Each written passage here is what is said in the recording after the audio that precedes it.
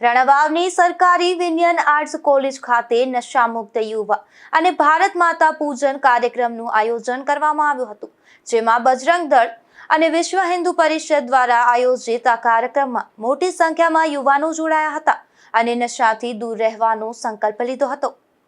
રાણાવાવ ખાતે આવેલી સરકારી વિનયન આર્ટ્સ કોલેજમાં બજરંગ દળ તથા વિશ્વ હિન્દુ પરિષદ દ્વારા નશામુક્ત યુવા તેમજ ભારત માતા પૂજન કાર્યક્રમ યોજાયો હતો।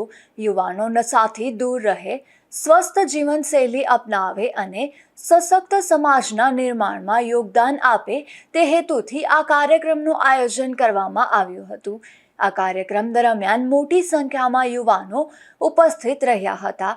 યુવાનોને નશાના દૂષણથી દૂર રહેવા અને સમાજના સકારાત્મક નિર્માણમાં પોતાની ભૂમિકા ભજવવા માટે પ્રેરિત કરવામાં આવ્યા હતા।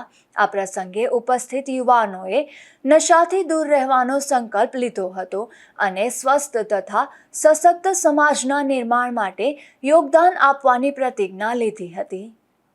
રાજુ કારાવદરા, ગુજરાત ન્યૂઝ, પોરબંદર।